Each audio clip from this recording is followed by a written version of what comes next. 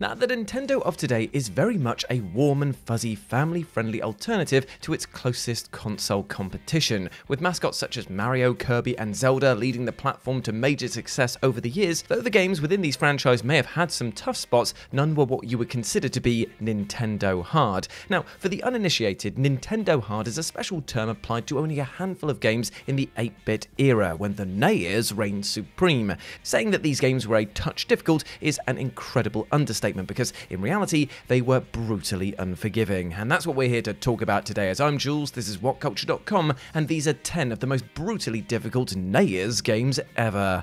Number 10, Mega Man. Now, Capcom is such a storied and diverse game developer that it has many jewels in its crown from its great successes through the years, and one of these, of course, is 1987's Mega Man for the NES.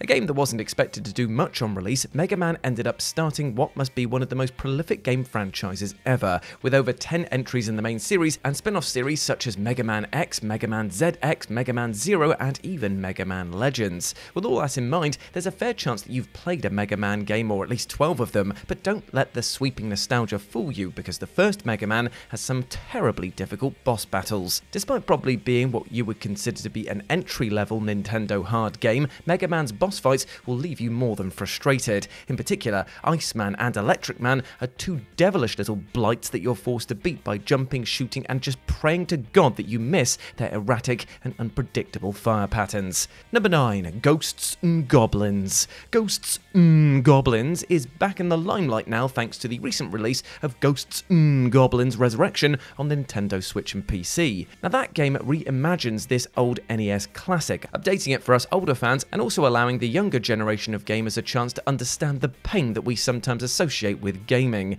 It's a pain that can only truly be understood, though, by playing the original. Another product of Capcom's impressive production, this game arrived a couple of years before Mega Man, but it will be guaranteed that people are still trying to complete this disgustingly hard game by the time that it came out. Heck, there are still people trying to complete it now. I mean, it took some guy on Reddit 28 years to complete this game. 28 years! Now, Ghosts and Goblins on the NES was a rite of passage. The mere feeling of passing the first level is akin to completing the game. Not that many actually know what that feels like. And why is that? Well, because the sadistic developers kid you into believing that you've completed the game, only to make you play the entire thing again to get to the proper final boss, as you're left crying at the television screen screaming, "Why?"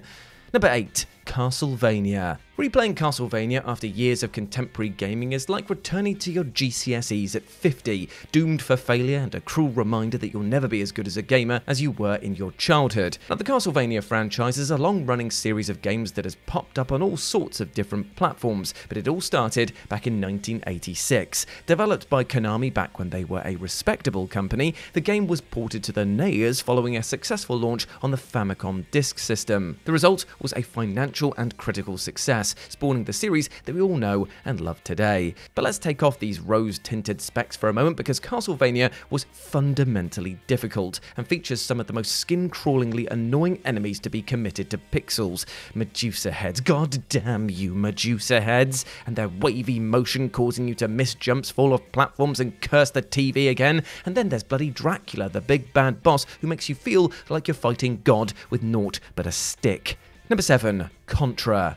A year after they dropped Castlevania into our laps, Konami was back at it, creating yet another unforgivingly hard game to wrap our heads around. And some people claim to find Contra not that difficult, but you know what? That's utter hogwash. In fact, if somebody tells you that they finished this game without using the Konami cheat code to give themselves an extra 30 lives, there is a real good chance that they are a lying piece of trash. And there's a good reason for using that 30 lives cheat as well, because one of the main reasons this game is so difficult is its scant offering of lives in the first place. This challenging nature is also exacerbated by a constant flow of incoming enemy projectiles, which are absent from many other platformers. You need to run, shoot, and jump your way to victory with precision in this game. And if you're playing in co-op, oh, you need to pray to the high heavens that your partner doesn't die, because they will have to use your lives pool in order to revive themselves. Number 6, Double Dragon 3: The Sacred Stones. In a simpler world, side-scrolling beat-em-ups were life. The likes of Final Fight and Streets of Rage age were formative parts of a gamer's childhood, and for the most part, they were accessible and fun games to play for many different ages.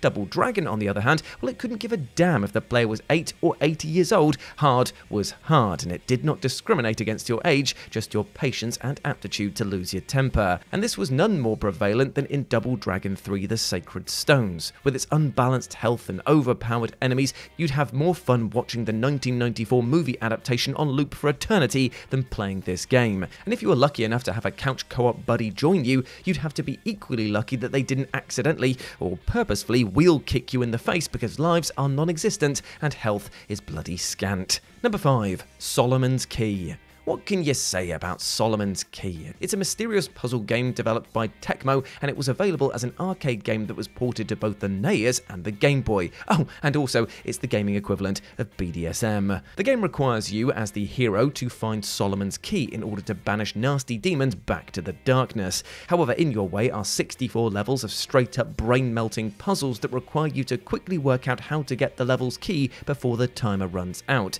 Now, these keys are usually placed behind infuriating obstacles or instant kill enemies that you need to dispose of. The game offers no clues, no hints, and hides so many things. In fact, 15 of the 64 levels are actually hidden stages that are not only a ball ache to find, but you need to complete them in order to achieve the true ending. If you're into erotic asphyxiation and are happy to punish yourself for periods of time just for the fleeting ecstasy that you'll feel upon finishing a level, well, there is no better recommendation, as strange as it is, than Solomon's Key. Number 4. Friday the 13th.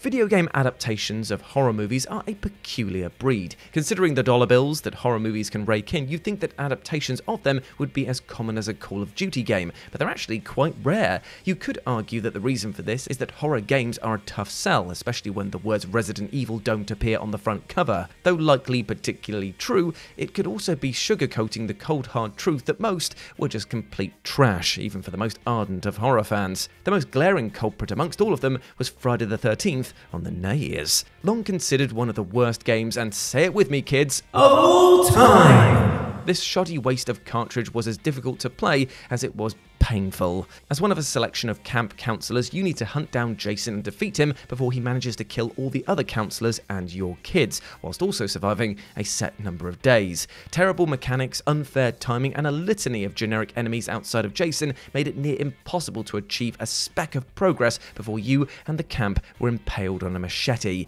You probably will want to play this now for nostalgia's sake, but you will definitely want to murder your console before it's over. Number 3. Ninja Gaiden. Now, Ninja Gaiden is widely revered as one of the best ever, especially on retro consoles such as the NES, and rightfully so. It is truly a great game, even if it and its sequels were soul-destroyingly difficult. This entire entry could have easily been dedicated to Ninja Gaiden 1, 2, and 3, but the original is where it started, and that is what we're going to highlight. Playing as Ryu Hayabusa, a ninja on the revenge trail following the murder of his father, you have to platform your way through 20 levels of deftly crafted action, enemies, and jumping. In a rare case for a Nintendo hard game, the NES version of Ninja Gaiden had a fair use of continues in the very likely event that you failed on one of these levels, unlike the arcade game, which wanted you to fail miserably and pay them for the privilege. Now, playing Ninja Gaiden is essential for pretty much any gamer out there, but if you want to play it and never have before, for the love of God, time your jumps. Number 2. Teenage Mutant Ninja Turtles. Teenage Mutant Ninja Turtles has had many life cycles throughout popular culture over the past few decades. In its earliest form, it led to a number of successful games on now retro consoles that made big money, including the awesome Turtles in Time game for the SNES, and that same success was also achieved on the very first TMNT game, which landed on the NES. However, it consists of some of the most mind-bogglingly difficult sections that should be criminalized. Now, that might seem like an excessive statement, but let's not forget that Teenage Mutant Ninja Turtles was a cartoon and toy line aimed at children, which goes to figure that the NES game would probably be played by a lot of kids, so why they decided to make it harder than fortified cement is anyone's guess. Ask anyone who's played what the hardest level in any Turtles game is, and they will tell you it is the water dam level, the most disgusting underwater level that you'll ever play. It formed just a small part of an obscenely challenging game though, and you have to wonder how many kids were left crying by their their inability to finish this game? And the answer is, it was probably a lot. And yes, I know that there's probably going to be people in the comments that are like, well, I beat this game. Yeah, you probably did, mate. When you're mid-20s or 30s, you had a lot of time to practice on this, but when you were a wee babby, nah, mate. If you said that you got through this without your dad or your big brother's help, you're a liar. You're a liar. And number 1, Battletoads. If saying the name Battletoads evokes cherished memories of the TMNT ripoff that you loved, well, you wouldn't be alone. Game studio Rare created a game to cheekily cash in on the Turtles fever that was sweeping the world in the 1980s and 1990s, and the result was anthropomorphic toads that beat bad guys up. And though sadly it didn't launch a mega media behemoth like the Turtles did, it did spawn a very successful game series. The first game, simply called Battletoads, arrived on the NES in 1991. With its blend of beat-em-up and platforming action that even featured vehicle-based levels. It's a variety of gameplay that made the game a delight to play. That was until the wind tunnel level. Those 2 words alone are enough to trigger a panic attack for any gamer who put themselves through the shockingly challenging level again and again and again and again and again and again and again and again, until they beat it. But the chances are that you'd smashed your controller into smithereens long before you managed to complete this level. But you know what? The payoff? It was worth it. Just about, because obviously there was the rest of the game that you then had to get through, and there was an even more challenging version of this later on. Oh god. And there we go, my friends. Those were 10 of the most brutally difficult NES games ever. I hope that you enjoyed that, and please let me know what you thought about it down in the comments section below. As always, I've been Jules. You can go follow me over on Instagram and Twitter, where it's at RetroJ, but the O is a 0, and you can catch me over on the Future Game Show, or FGS, where I'm going to be doing all of my gaming content going forward. But before I go, I just want to say something. I hope that you're treating yourself well, my friend, because we discussed a lot of brutally difficult video games here, and you know what? We don't want to carry that energy forward into our real lives. We want to be treating ourselves well with love and respect. And why is that? Well, I'll tell you, Simon Miller, it is because of the fact that you deserve love, happiness, and success. We all do as human beings, so treat yourself well, alright? Because you bloody well deserve it. As always, I've been Jules, you have been awesome. Never forget that, and I'll speak to you soon. Bye.